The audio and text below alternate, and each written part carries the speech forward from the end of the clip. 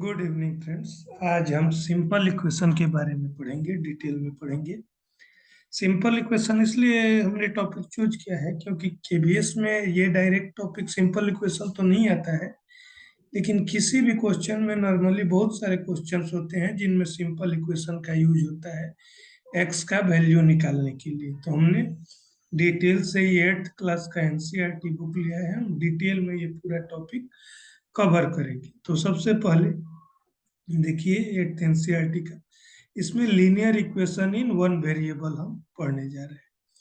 तो linear equation in one variable, अब देखिए सबसे पहले सिंपल इक्वेशन में दो चीजें होती हैं। एक टर्म क्या होता है, एक टर्म होता है कांस्टेंट और एक टर्म होता है वेरिएबल। तो देखिए कांस्टेंट, कांस्टेंट क्या होता है, जो फिक्स नंबर है 1 2 3 4, ये है कांस्टेंट, ये है अचर। दूसरा क्या है, वेरिएबल। वेरिएबल क्या है, वेरिएबल है चर, अर्थात एक्स वाई जेड, जिसका वैल्यू चेंज हो सकता है, ए बी सी। तो सिंपल इक्वेशन में दो चीज। तो अब किसी पहले इक्वेशन पे तो बाद में आएंगे। कोई भी किस किस टर्म को हम अलजेब्रिक एक्सप्रेशन बोलेंगे, तो अलजेब्रिक एक्सप्रेशन बोलेंगे कोई भी ऐसा टर्म जिसमें कम से कम एक वेरिएबल हो। ठीक है, जैसे एक्स प्लस 4 हो गया, या एक्स 2x-4 हो गया, 2x-3 वाई हो गया। कम से कम एक होना चाहिए, एक से ज्यादा। तो ये हमारा क्या है, अलजेब्रिक एक्सप्रेशन है। क्या है, algebraic expression.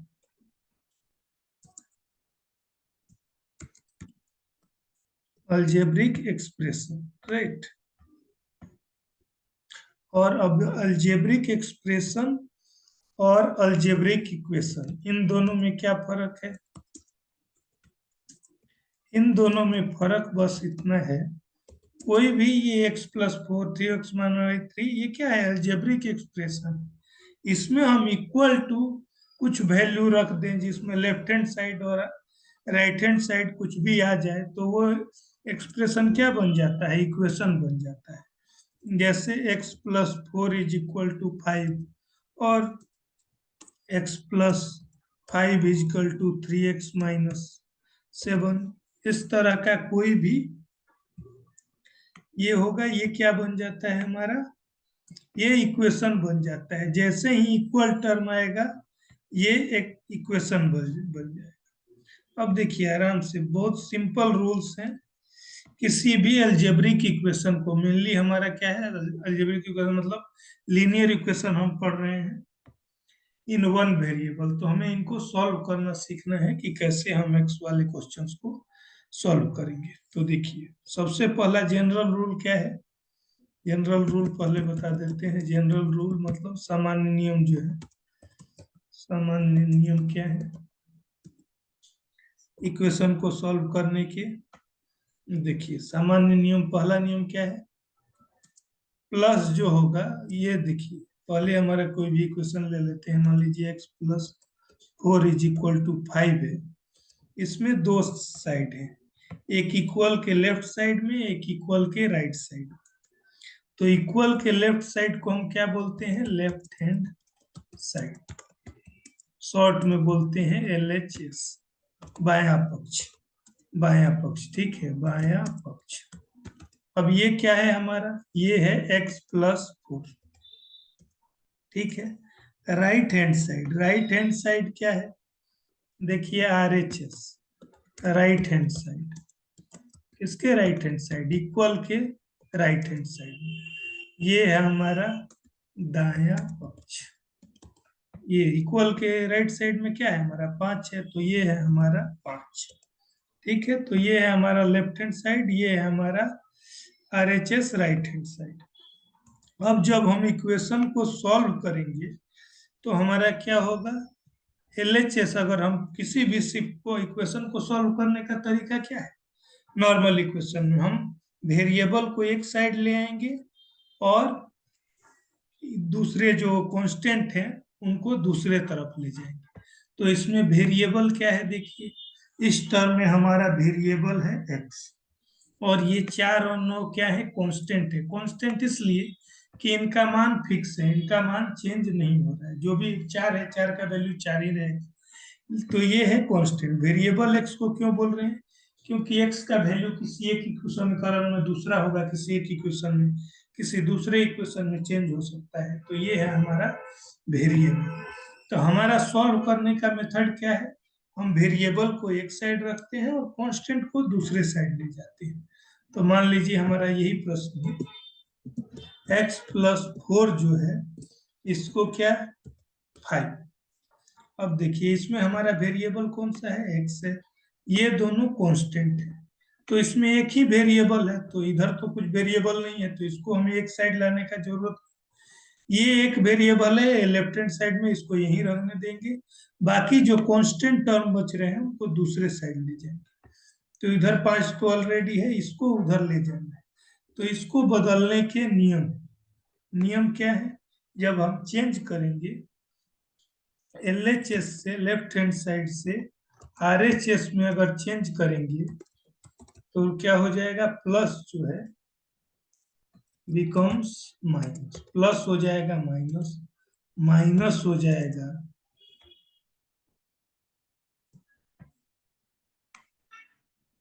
Minus becomes plus,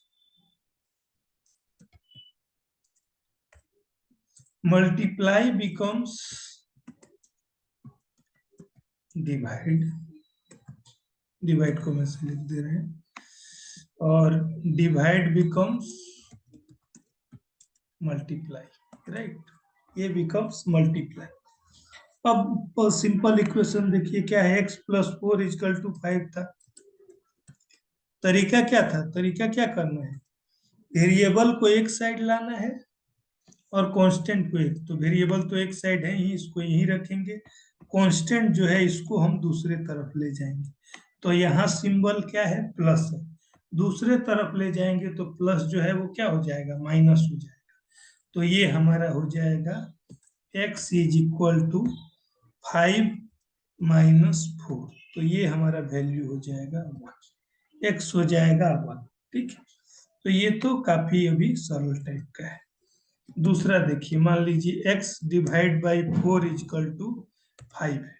इसको कैसे सॉल्व करेंगे, ये डिवाइड में, डिवाइड जब दूसरे साइड जाएगा तो क्या हो जाएगा, मल्टीप्लाई हो जाएगा। तो x क्या बन जाएगा, ये यहाँ देखना है, यहाँ डिवाइड है, उधर जाके मल्टीप्लाई हो जाएगा। 5 तो उधर है ही, 5 × 4 = 20 हो जाएगा। अब इसमें एक चीज ध्यान रखना है, हम क्या करेंगे, टर्म को कैसे आइडेंटिफाई करना है। तो जो भी मल्टीप्लाई में है वो एक टर्म है, गुणा में जो है वो एक टर्म है, और जो जहां से प्लस और माइनस आ जा रहा है वो अलग अलग टर्म। जैसे मैं अगर आपसे पूछूं सीधा कि मान लीजिए आपको एक इक्वेशन दिया है 2x - 3y + 5, इसमें कितने टर्म है। ठीक है, तो आपको देखना है कहाँ प्लस और माइनस आया है। ये 2x का मतलब क्या होता है, 2x का मतलब बेसिकली क्या होता है, 2x का मतलब होता है 2 × राइट, 2 × यहाँ कुछ साइन नहीं दिया रहता है, मतलब मल्टीप्लीकेशन है। इसी तरह से 3y का क्या मतलब है, 3y का मतलब है 3 × y, राइट। अब देखिए,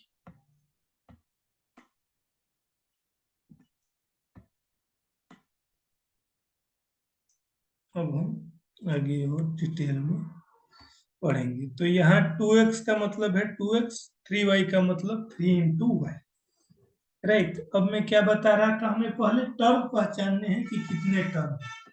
तो 2 वेरिएबल है, हम इसको 1 वेरिएबल रख सकते हैं या कोई प्रॉब्लम, चलिए बाद में उस पर चर्चा करेंगे। अब यहाँ क्या है, यहाँ हमारे टोटल कितने टर्म है, हम मैंने कहा कि जहां जहां मल्टीप्लाई होगा तो वो एक ही टर्म माना जाएगा। तो 2 × x है, तो ये क्या माना जाएगा, ये एक ही टर्म माना जाएगा। 3 × y है, ये एक टर्म माना जाएगा। ठीक है, जहां जहां माइनस आ जाए या प्लस आ जाए वो टर्म अलग हो रहा है। तो ये एक टर्म है, ये एक टर्म है, और यहाँ प्लस आ गया तो फिर यह दूसरा टर्म स्टार्ट हो, ये एक टर्म है। तो इसमें टोटल हमारे कितने टर्म? 3 टर्म है। ठीक, ये इसलिए बता रहा हूँ कि आगे इक्वेशन सॉल्व करने में इजी होगा। ठीक है, अब पहले हम अपने चैप्टर पे आ जाते हैं, बेसिक चीजों को कवर करते हैं। अच्छा, एक चीज और बता देते हैं। अब देखिए, इक्वेशन है कोई भी, इसमें क्या होगा? मान लीजिए 2x, 2x का मल्टीप्लाई 2 इंटू एक्स। तो अब एक प्रश्न पूछे कि 2x प्लस 3x क्या होगा? ये चीज बहुत क्लियर है जिनको बेसिक नहीं पता है। 2x प्लस 3x क्या होगा? तो क्या होगा हमारा आंसर?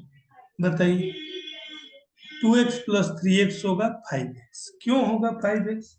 क्योंकि 2x का बेसिकली मतलब क्या है? 2 मल्टीप्लाइड बाई एक्स। प्लस में 3x का मतलब क्या है? 3 मल्टीप्लाइड बाई एक्स। अब इन दो, अब टर्म कितने हैं देखिए, मैंने बताया था कि मल्टीप्लाई या डिवाइड में रहेगा तो वो एक टर्म माना जाएगा। तो यहाँ पूरा ये एक टर्म है, ये पूरा एक टर्म। इन दोनों में क्या चीज कॉमन? इसमें भी एक्स है, इसमें भी एक्स है। ठीक है, तो दोनों में एक्स कॉमन है, ब्रैकेट। अगर एक्स इसमें से बाहर कर लें तो मल्टीप्लाई में यहाँ क्या बच रहा है? 2 बच रहा है, तो 2 लिख देंगे। प्लस में यहाँ क्या बच रहा है? अगर एक्स, एक्स तो हमने कॉमन ले ही लिया है, तो यहाँ टर्म क्या बच रहा है? यहाँ साइन प्लस है तो हमने प्लस दे दिया, और यहाँ 3 बच रहा है। ठीक है, तो ये हमारा हो जाएगा 3। ठीक है, तो ये हमारा 2 और 3 5। तो x इंटू 5 हो जाएगा। क्या हो जाएगा? x into 5। अब इसको x इंटू 5 कहिए या 5 इंटू एक्स कहिए, दोनों में कोई फर्क नहीं है, दोनों सेम चीज है। 2x is equal to 5x। ठीक है, क्योंकि x को 5 से गुना करिए, 2 को 3 से गुना करिए, या 3 को 2 से, वैल्यू सेम ही रहेगा। अब ये सब अभी किस लिए बता रहा हूँ, आगे अब जब क्वेश्चन आएंगे तब तो आपको पता चलेगा कि ये क्या हो रहा है। अच्छा, एक चीज, 2x इंटू 3x क्या होगा? देखिए, यहाँ आपको ध्यान रखना, 2x इंटू 3x क्या होगा? तब अब आपको नहीं बता देना है 2x इंटू 3x 5x होगा, नहीं। क्यों? देखिए, 2x का मतलब क्या है? 2 इंटू एक्स। इंटू में 3x का मतलब क्या है? 3 इंटू एक्स। अब यहाँ देखिए टर्म कितने हैं? ये 2 है, ये 3 है। 2 इंटू 3 कितना हो गया नंबर? सीधे 6 हो गया। और यहाँ क्या है? एक्स है। ठीक है, यहाँ एक्स है और यहाँ एक्स। एक्स इंटू एक्स क्या होगा? एक्स स्क्वायर होगा। क्या हो जाएगा? 6x x square. हम उसको कैसे लिखते हैं? लिख सकते हैं कंट्रोल और प्लस से।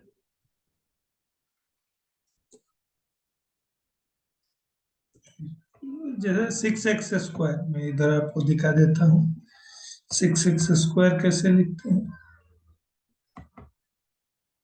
6x स्क्वायर, वो हमारा वैल्यू क्या हो जाएगा? 6x square. राइट, वापस आ जाते हैं हम अपने चैप्टर में। अब देखिए, आपको लग रहा होगा अभी क्या चल रहा है, लेकिन जब आप आगे धीरे धीरे क्वेश्चंस करेंगे तब आपको पता चलेगा कि इनका क्या वैल्यू है। अब देखिए, अब हम स्टार्ट करते हैं, मान लीजिए पहले क्वेश्चन से। 2x minus 3 is equal to 7। क्या है क्वेश्चन?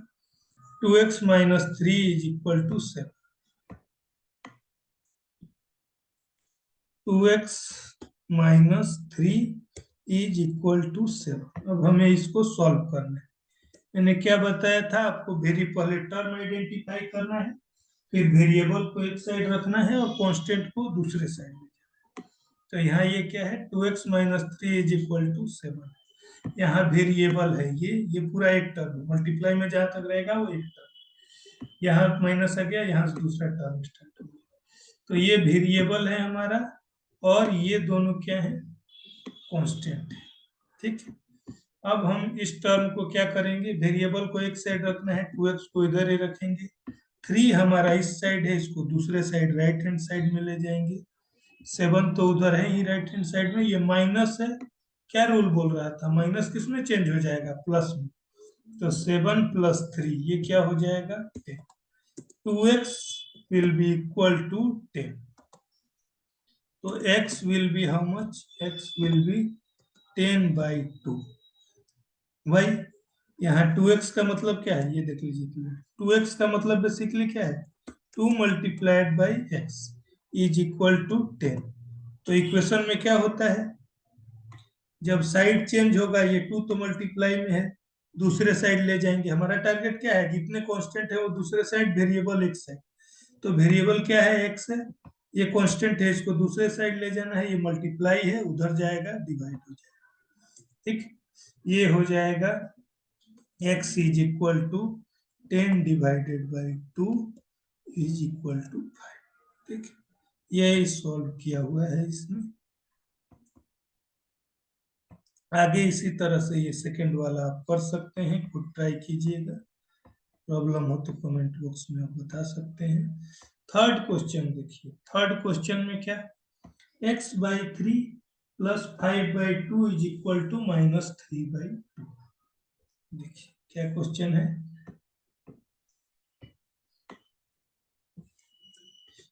x/3, क्या क्वेश्चन था, x/3 + 5/2 इज इक्वल टू -3/2। तो रूल क्या है, रूल इज वेरी सिंपल, हमें क्या करना है, पहले टर्म आइडेंटिफाई करना है और सबको, वेरिएबल को एक साइड रखना है, कांस्टेंट को दूसरे साइड। तो पहले टर्म कितने हैं, मल्टीप्लाई डिवाइड में जो होगा वो एक टर्म, ये एक टर्म है, ये एक टर्म है, यहाँ प्लस आ गया मतलब दूसरा टर्म स्टार्ट, ये एक टर्म है, 3 टर्म, ये है वेरिएबल अभी, ये है कांस्टेंट, ये है कांस्टेंट, अभी 3 का बाद में करेंगे क्योंकि ये पूरा एक टर्म, पहले बाकी सॉल्व कर लेंगे फिर हम उस पे आएंगे। तो ये क्या हो जाएगा, देखिए ये कांस्टेंट है, ये प्लस में है, प्लस है, प्लस उधर जाएगा तो क्या हो जाएगा, यहाँ प्लस है तो माइनस हो जाएगा, तो हमारा कितना आ जाएगा, x/3 जो होगा वो आएगा -3/2, तो है ही, उसको हम कहीं नहीं ला रहे हैं क्योंकि वो ऑलरेडी राइट हैंड साइड में है, और ये प्लस -5/2, इनको जोड़ देंगे तो क्या आ जाएगा, एडिशन तो फ्रैक्शन का आता है आपको, -8/2, ये आ जाएगा -4, हमारा क्या आ गया, x/3 is equal to -4।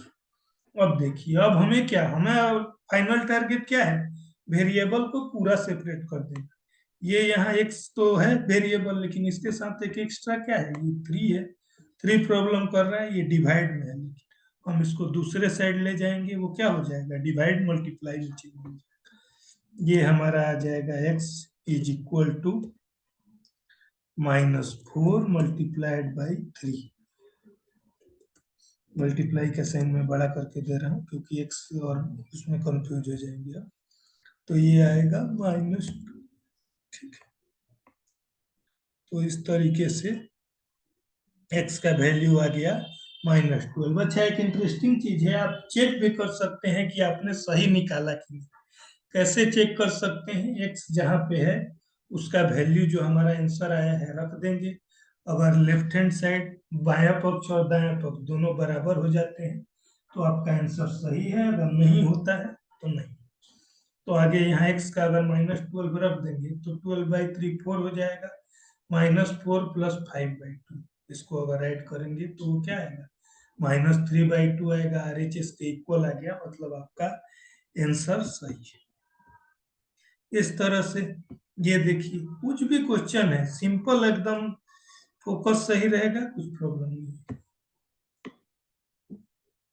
Question क्या है, 15/4, देखिए 15/4 -7x = 9। अब देखिए सिंपल टारगेट है, वेरिएबल एक से पहले टर्म आइडेंटिफाई करना है, वेरिएबल एक साइड रखना है, कांस्टेंट दूसरे साइड ले जाना है। यहाँ क्या है, 15/4 मल्टीप्लाई या डिवाइड में है, ये एक टर्म, ये 7 × x है, कुछ साइन नहीं है, मतलब मल्टीप्लाई है, ये एक टर्म है, ये एक टर्म है, ये वेरिएबल है, ये दोनों, ये कांस्टेंट है, ये कांस्टेंट है। अब हम क्या करेंगे, वेरिएबल को एक साइड रखेंगे, इधर जहां है वहीं रखेंगे। -7x इज इक्वल टू 9, और ये प्लस है तो उधर जाएगा, क्या हो जाएगा, माइनस हो जाएगा,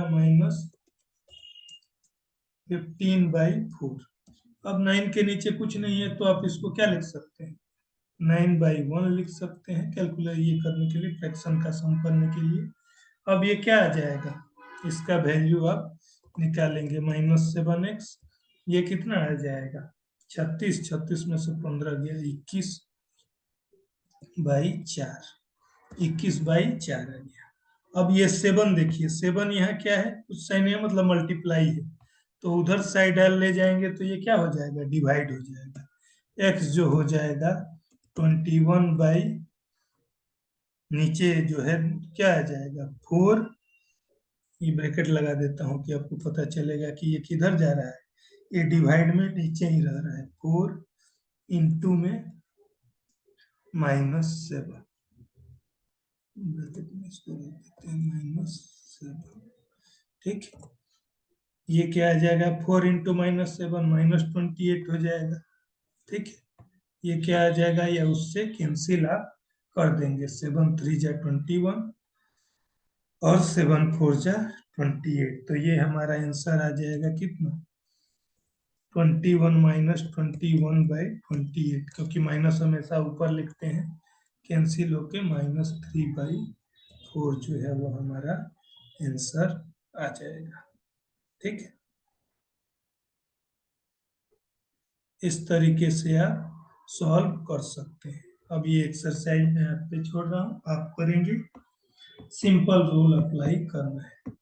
अब इसमें मेन जो हमारा टारगेट है, हमसे ऐसे प्रश्न नहीं पूछे जाएंगे, हमें उन्हें क्वेश्चन में ऐड करना है।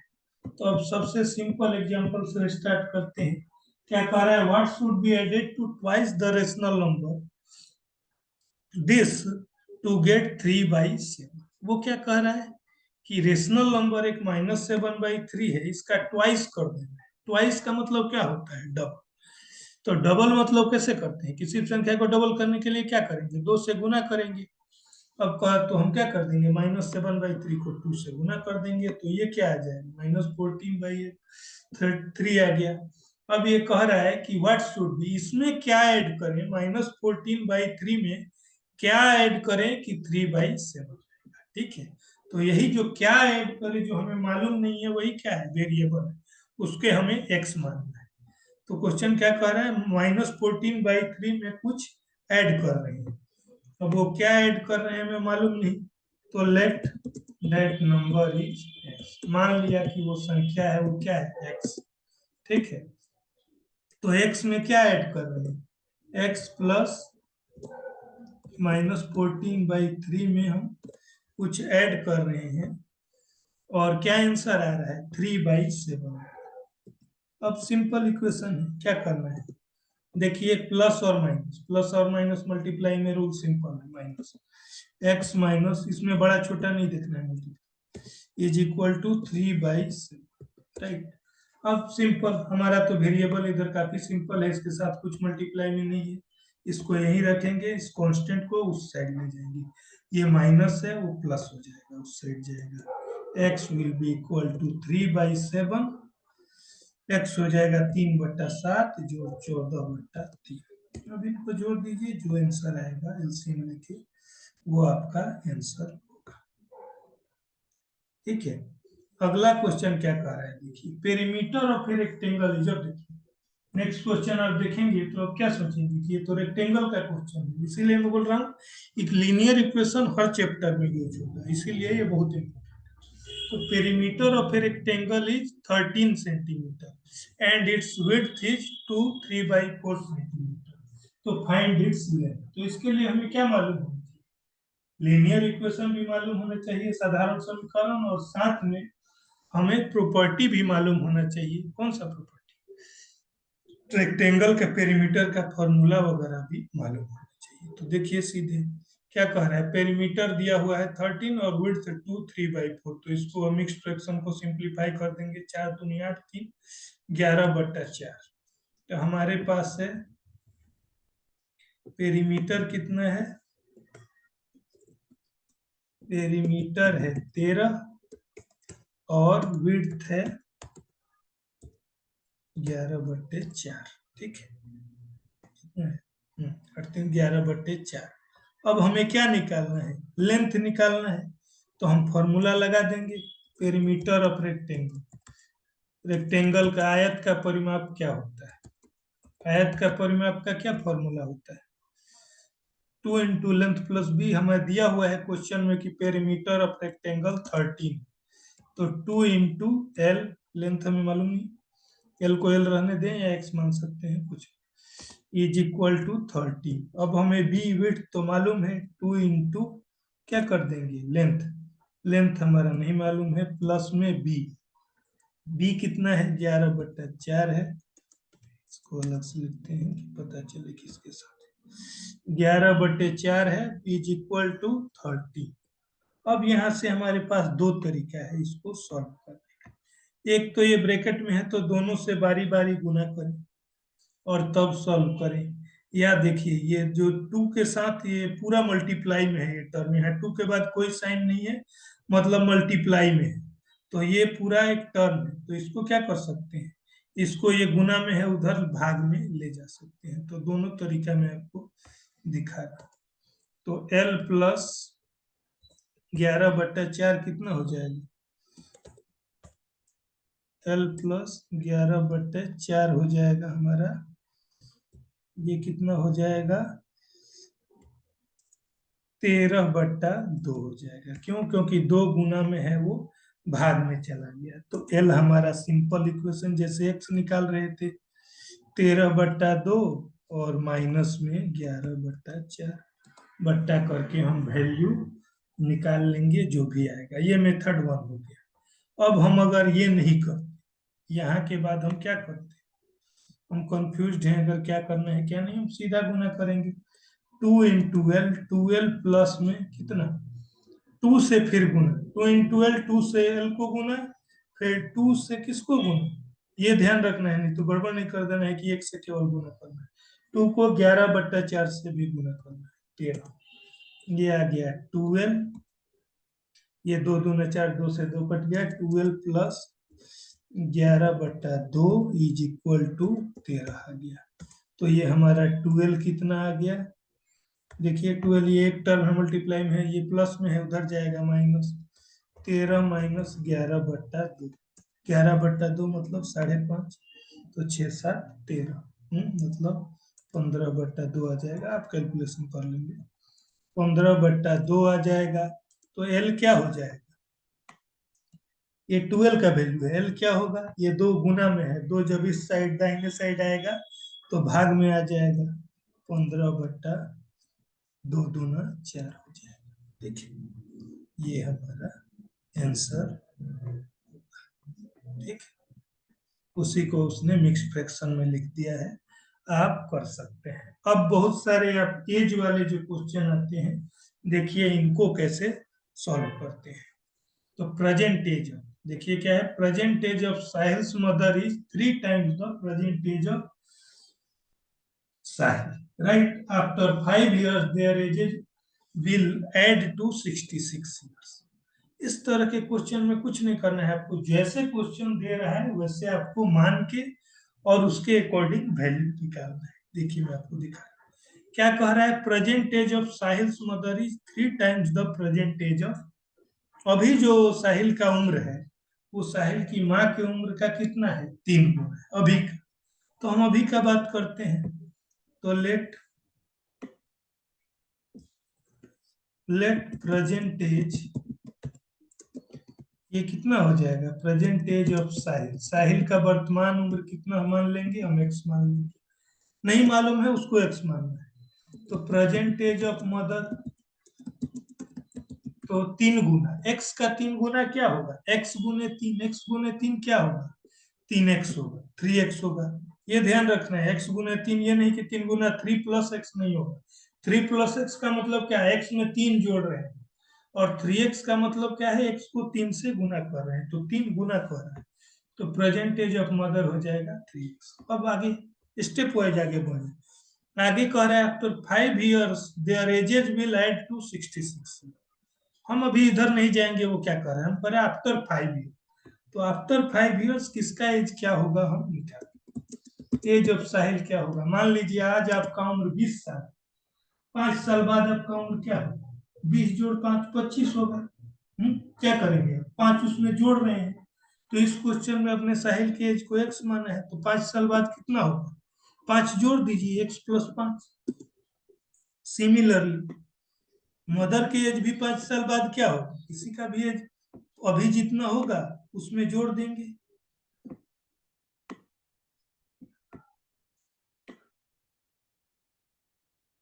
अभी जितना एज है उसमें हम क्या कर देंगे, अभी जितना एज है उसमें 5 जोड़ना है, तो एज ऑफ मदर कितना हो जाएगा, एज इक्वल टू 3x है, जो भी एज माना गया हो। 5 साल बाद किसी का उम्र क्या होगा, उसमें 5 जोड़ना है, किसी का भी, मदर का हो या फादर का हो या सन का हो। अब क्वेश्चन क्या कह रहा है कि आफ्टर 5 years, ये एज ऑफ साइल कब का है, आफ्टर 5 years 5 साल बाद का उम्र है। इसी तरह एज ऑफ मदर, ये मदर का कब का age of mother after 5 years। अब क्वेश्चन क्या कह रहा है, जो कह रहा हो हमें पुटअप कर देना है। क्वेश्चन कह रहा है कि 5 साल बाद दोनों का एज मिला के 66 हो जाएगा। तो हमारे हिसाब से दोनों का एज कितना होगा 5 साल बाद, साहिल का एज है x + 5 और मदर का एज है कितना 3x + 5। ठीक है, ये दोनों मिला के क्वेश्चन क्या कर रहा है, हमारे हिसाब से ये दोनों को मिलाने पे हो रहा है, क्वेश्चन के अनुसार ये वैल्यू 66 है, तो बराबर रख देंगे। अब x + 3x क्या होगा, x का मतलब होता है 1x और 3x, ये होगा 4x + 10 इज इक्वल टू, ये 5 और 5 कितना हो गया, 10 जोड़ दिया हमने, इक्वल टू 66। तो क्या आया, 4x का वैल्यू कितना आ गया, देखिए हमारा सेम रूल, 66 ये प्लस है उधर माइनस में जाएगा, -10 इज इक्वल टू 56। 4x का वैल्यू आया 56, तो दिस इम्प्लाई x का वैल्यू आएगा 56 divided by 4, that is equal to 40। x कितना आएगा 40। अब हमें बताना क्या है, उस पर चले जाएंगे, फाइंड देयर प्रेजेंट एज। तो प्रेजेंट एज साहिल का हमने क्या माना था, x माना था, तो साहिल का प्रेजेंट एज x माना था, x का वैल्यू 14 है। साहिल प्रेजेंट एज हमको, हमने x माना था, ये आ गया 14। मदर एज क्या हो जाएगा, मदर के एज को हमने क्या माना था 3x माना था, तो 3 मल्टीप्लाइड बाई x का वैल्यू तो आ गया है 14, ये हो जाएगा 40।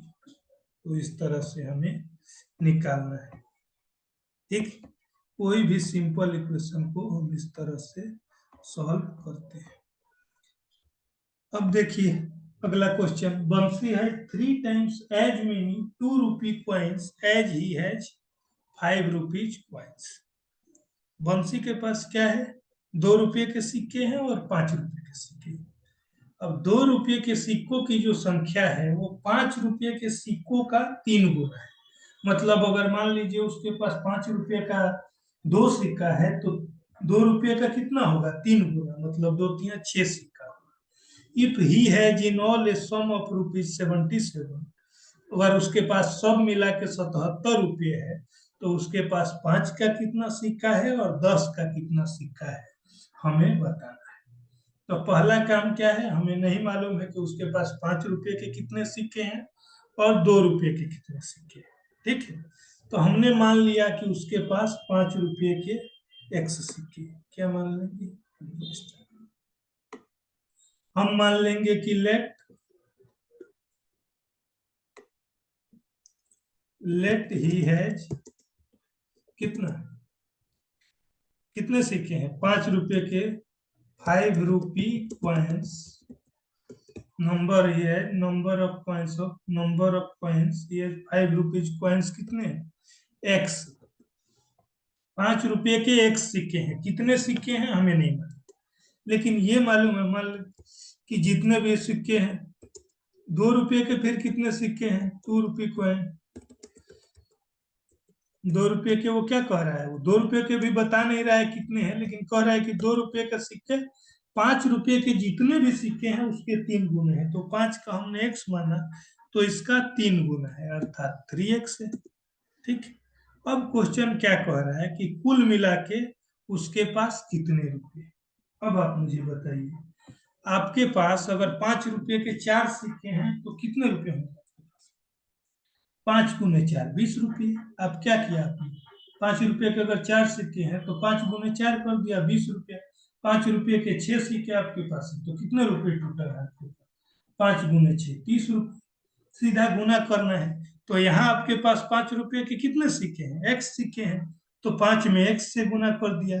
वैल्यू ऑफ ₹5 के सिक्के का जो कुल कीमत हो जाएगा वो कितना हो जाएगा? ₹5 का अगर एक सिक्का है तो 5x हो जाएगा।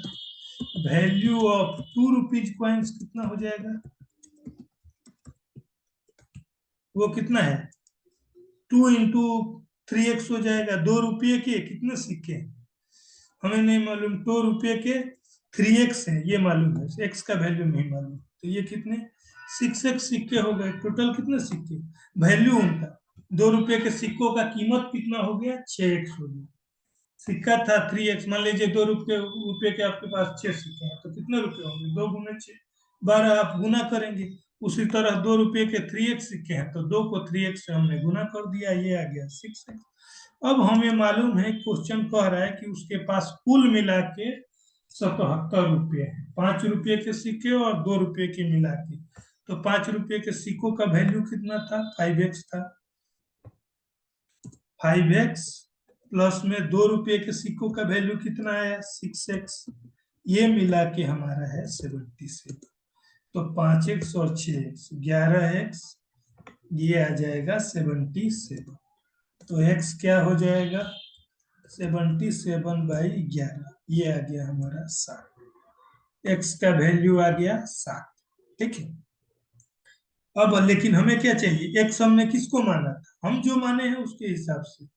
x हमने माना था ₹5 के सिक्कों को, तो हमें पता चल गया कि v है कितने हैं? ₹5 कॉइन, नंबर ऑफ ₹5 कॉइन है। ₹5 के कॉइन कितने हो गए? ये हैं हमारे 7। अब कितने हैं? ₹2 के कितने हैं? Number of ₹2 coin. ₹2 के सिक्कों का संख्या कितना है? ₹2 के सिक्कों को हमने कितना माना था? देखिए, ₹2 के सिक्कों को 3x माना था, तो 3 into x, 3 into 7 is equal to 21। ठीक है। अब अगर आपको डाउट हो सही आया या गलत आया तो आप चेक करें। आपके पास ₹5 के अगर 7 सिक्के हैं तो टोटल आपके पास कितने रुपए होंगे? 5 गुने 7 35। अगर आपके पास ₹2 के 21 सिक्के हैं तो टोटल कितने रुपए होंगे आपके पास? 2 गुने 21 42। अब दोनों को जोड़ दें अगर 35 प्लस 42 को, तो क्या आ जाएगा? 77। क्वेश्चन भी तो यही कह रहा है कि कुल आपके पास कितने रुपए हैं? उसके पास 77 है, मतलब हमारा आंसर ठीक है। बाकी ये वीडियो कंटिन्यू करेंगे, कल के चैप्टर में लीनियर इक्वेशन खत्म हो जाएगा। इसमें आपको कुछ भी डाउट हो आप कमेंट बॉक्स में पूछ सकते हैं। Thank you.